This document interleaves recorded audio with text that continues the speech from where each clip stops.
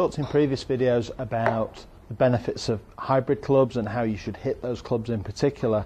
And one of the things that's come up as a result of that is quite a lot of feedback regarding quite a desire still amongst particularly the better players amongst you to steer away from hybrids and looking to want to use long irons, and particularly still keep a 3-iron in the bag.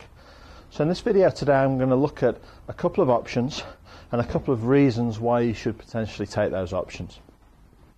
I haven't used a 3-iron in my bag for probably close to 10 years, but I've had one sent and built here, and putting it back in the bag and hitting some shots with it compared to the hybrid in particular that I've used over a long period of time, it's been quite an interesting exercise.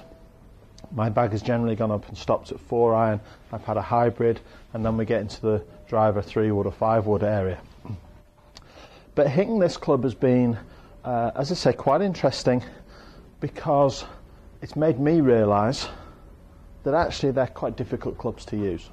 So I've got here the equivalent of what would fit into my bag were I to put the 3-iron back into play. It's the new Mizuno MP54, which is a fabulous golf club.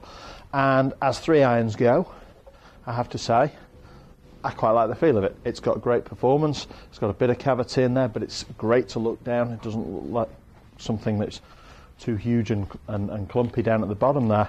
I get great feel because it's still a forged club. However, when I've gone on and hit some shots with this, as we've done today with flight scope to back this up and give us some data about what's actually happening to the golf ball, and I've compared that data to the hybrid that I've used certainly over the last 12 or 14 months, and another option which I'm going to talk to you about in a moment which fits somewhere in between the two, the results have been quite interesting. And if you're somebody who still carries a long iron, a 3-iron in the bag in particular, you're a better player and have struggled with perhaps finding a hybrid because it's got a graphite shaft and you don't feel like you've got the same control, or perhaps just your mindset is that you would like to keep carrying a 3-iron, I've got some information here that may make you look at things slightly differently. So we've got a 3-iron. The next club I have is the Mizuno MPH4, which is a 3-iron replacement. It's built to the same spec as the 3-iron, but rather than have a pure iron head, this has got sort of a composite type of head in terms of it's part iron, but it's got a hollowed out construction, a wide sole, so the centre of it is hollow. It's still a forged club, so it gives me great feel, but it performs much closer to a hybrid. But as I say, steel shaft. And then the hybrid that I've carried certainly over the last 12 months, again, graphite shaft as opposed to steel. Hybrids tend to come out a little bit longer than your irons as well, which is sometimes something that people forget to take into account.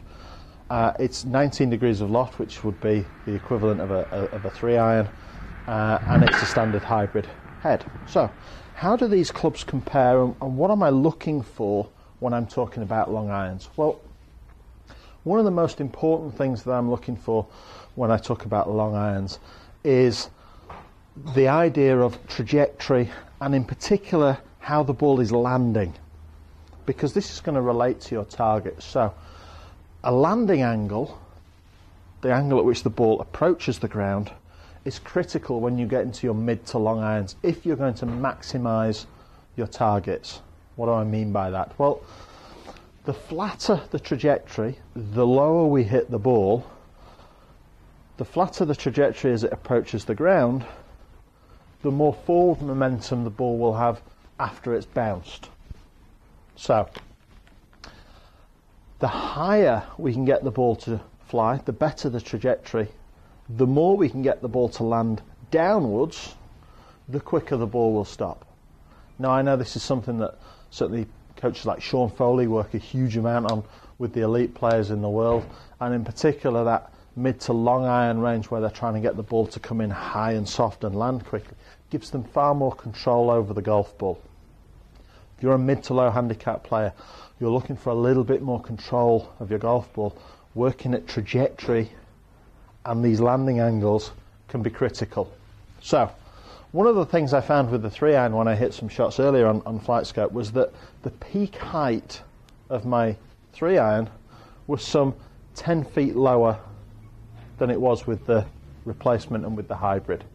So 3-iron out of the 3 clubs that I hit flew significantly lower. As a consequence, I never got the angle of approach into the ground, the landing angle, I never got that more than 45 degrees. Now 45 degrees coming into the ground would be kind of the minimum you would be looking for. So I'm right on the edge of what's really usable in terms of control. And how does this relate to the green? Well, if you split the green up into 3 segments, front third, middle third and back third, if I've got a very flat landing angle, I'm going to have to pitch the ball into a very small area of the green to get it to stop in time. So the worse my trajectory, the worse my landing angles, the less control of the ball I have, the smaller my targets become, the harder it is to hit the green. And as a consequence, when you're approaching the green mid to long range, even if you hit a great shot, even if you strike it perfectly, your targets are becoming much, much smaller, which decrease the chance of you hitting the green, which means that you're probably going to have to play some sort of short game shot. So the ability to pitch the ball into the green from a higher trajectory, even with the longer clubs, has huge benefits.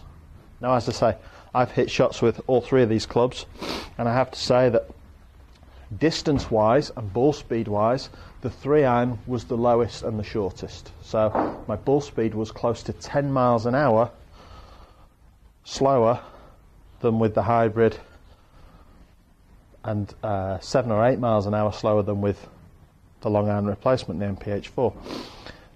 These both hit the ball further. Simple as that. The hybrid has the highest ball speed of all. This produced the most distance. So if you're a player who the long end of the bag, if you like, the long iron end of the bag is looking for more yardage, then certainly go for the hybrids. If you're a player who's looking for consistent distance but with some control and with a similar feel to your iron, I'd really like to recommend a club like this, the MPH4. It's certainly going straight in my bag, having hit this today and looked at the numbers. It's almost as long as the hybrid. But what I found with this, I was able to generate much more control over the flight. It was easier to hit a draw, which was the shot I'm looking to play. But the numbers, as you'll see from the blog, I've included the screenshots from the blog, the numbers are very, very similar. So for almost no loss, a couple of yards in distance, but for almost no loss, gained quite a lot of control. So if you're looking at long irons, you're looking and wondering whether to carry a 3-iron. I'd really have a close look at this. Hybrids and replacements would be a significant benefit to you. If you're a very low handicap player and you're looking at that sort of muscle back or that bladed type of club that you may ordinarily play, look as you get into your 4 and 3-iron at just adding something with some cavity in, and certainly when you get to the 3-iron, really look towards replacing that. I think you'll get a lot of benefit out of using a club which gives you better control over both your trajectory and the landing angles coming into the ball.